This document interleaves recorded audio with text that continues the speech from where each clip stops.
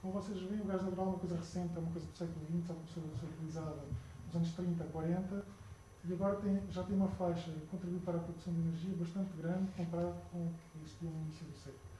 Aqui é o petróleo, também subiu muito desde o início do século XX. Aqui é a energia nuclear, que começou basicamente a partir dos anos 50, hoje já tem aqui uma faixa considerável. Aqui é o carvão, que é uma das energias, uma das formas de energia que começou a ser utilizada logo no início da era industrial. Portanto, tem vindo a progredir muito e é o recurso mais abundante que nós temos na Terra para produzir energia. Mas é o que polui mais destes todos que aqui estão. Polui mais e contribui mais para o aquecimento global. Aqui é a parte hídrica, que está relacionada com barragens, etc., que já existia nesta altura, mas produzia muito pouca energia, sempre houve moinhos de vento e moinhos que estavam nos rios, que eram utilizados para muitas tarefas, para moer o grão, etc., mas que agora começa a ter uma contribuição importante para produzir energia. E aqui é a parte da biomassa, que foi uma coisa que sempre existiu, portanto o homem sempre queimou lenha, sempre cortou árvores para se aquecer. Portanto, isso sempre foi o modo mais habitual. Hoje a biomassa que se utiliza já é diferente, já há uma biomassa que é positiva à sua utilização, mas a maior parte continua a ser a biomassa que vem da desflorestação. Depois, como eu disse, outro dos principais culpados é os transportes. Portanto, nós temos estas taxas de emissão de dióxido de carbono que são muito importantes no setor dos transportes, que têm a ver com as escolhas que nós fazemos. Eu dou aqui um exemplo de uma viagem entre Paris e Marselha, que são 800 km de distância, e aqui estão 5 formas de viajar entre Paris e Marselha, por transporte marítimo, ferroviário, autocarro, com um veículo de baixa cilindrada, ou de avião. Estamos a ver aqui as gramas de dióxido de carbono equivalente que nós emitimos para a atmosfera utilizando estes transportes, estes diferentes meios de transporte. Portanto, como estão a ver, aqui o meio de transporte que emite menos dióxido de carbono é o transporte marítimo. É o melhor transporte para transportar mercadorias e pessoas, é o que gasta menos energia. Depois a seguir é o ferroviário.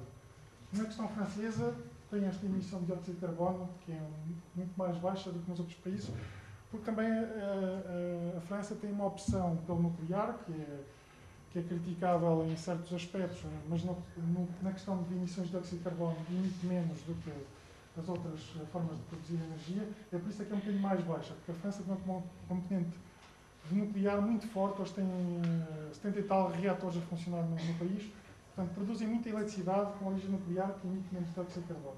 Mas pronto, o nuclear depois tem outras desvantagens, eu não vou aqui abordar.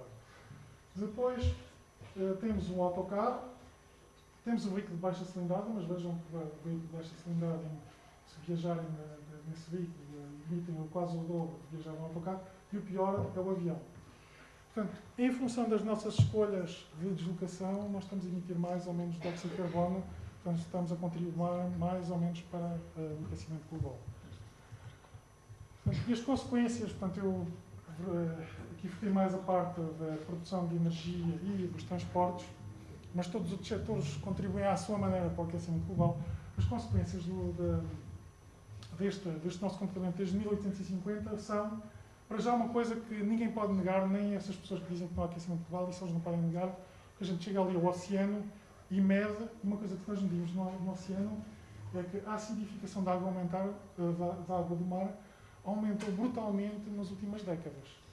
O oceano está muito mais ácido do que há 20 ou 30 anos atrás. Isto já está a ter consequências nas pescas. Há zonas em que, pela constituição da costa, a acidificação ainda é maior do que a média, por exemplo, na costa escocesa, e existem já problemas com os bivalves, portanto, todos os animais que têm conchas estão a ter muitos problemas a formar-se, porque eles precisam de agregar calcário para formar a concha, e a questão da acidificação da água é muito importante para a formação da concha. O que está acontecendo nessas zonas onde a acidificação é muito superior à média, eles não estão a conseguir produzir todos esses animais de uma forma normal, eles estão a crescer muito mais lentamente e outros não conseguem ter uma concha dura como era antes. Portanto, isto é já uma consequência que é irrefutável, qualquer pessoa pode ir medir e ver o que está a acontecer. E isto porquê? Por causa da concentração de dióxido de carbono que nós vimos, que que já vem nos 380. É este o grande problema da acidificação da água do mar. Depois, outra consequência que é muito perigosa para a vida na Terra é o limite de reversibilidade de 2 graus centígrados. O que é que isto quer dizer? Se a temperatura da Terra aumentar mais do que 2 graus centígrados, nós não temos a certeza que depois, utilizando medidas inteligentes, utilizar transportes públicos ou produzir energia, etc., vamos conseguir fazer a temperatura recuar para níveis mais baixos. Porque depois desencadeia-se um ciclo da retroalimentação positiva. Nós temos o oceano tem uma capacidade de absorver dióxido de carbono, mas não é uma capacidade ilimitada. As florestas a mesma coisa, mas principalmente o oceano. E pensa-se que se a temperatura subir mais do que 2 graus centígrados, a concentração de dióxido de carbono e a capacidade do oceano a processar, porque o oceano, estando mais quente ou mais frio, não consegue processar o dióxido de carbono da mesma maneira, pensa-se que o oceano vai deixar de ter essa capacidade de processar o dióxido de carbono. O que acontece? O dióxido de carbono que se vai concentrando ainda mais, vai fazendo com que o oceano perca essa capacidade ainda mais e chegamos a um ponto em que nós não conseguimos, mesmo tendo um comportamento exemplar a nível ecológico, não conseguimos fazer as coisas voltar para trás. Portanto, esta é talvez a consequência mais terrível, por isso é que nas conferências que houve em Copenhague e noutras, aquilo que se tenta estabelecer é limites para não ultrapassarmos os 2 graus centígrados, para não atingirmos esse limite de irreversibilidade.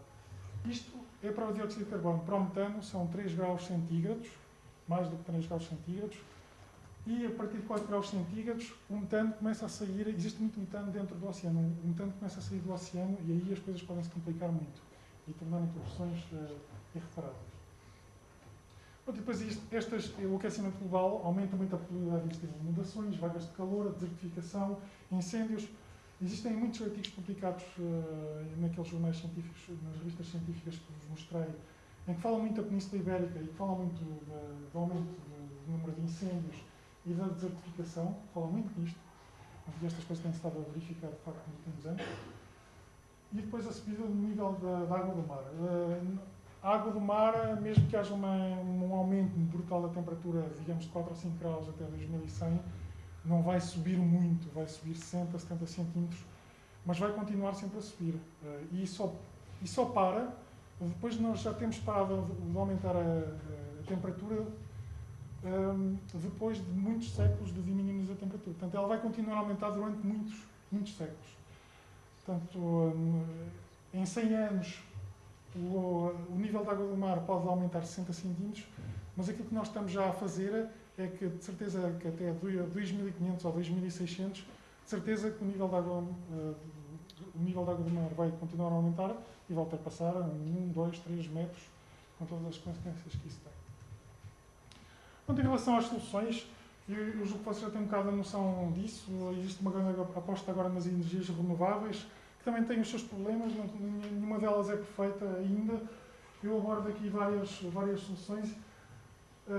Em relação à energia eólica, a melhor solução do ponto de vista de produção de muita energia no mar, que é onde existem os ventos mais fortes, é nos oceanos. Portanto, existem ideias de instalar eólicas marítimas, já existem algumas zonas onde se podem instalar, mas isso requer sempre uma coisa importante que não existe muito aqui na costa portuguesa. Nós temos um fundo oceânico relativamente baixo. E o que acontece na nossa costa é que a nossa costa tem um fundo relativamente baixo até 20, 25, no máximo 50 km, e depois vai a pique. Portanto, é muito difícil instalarmos instalações eólicas no mar. Portanto, nem sempre essa é a melhor solução para a costa de cada país.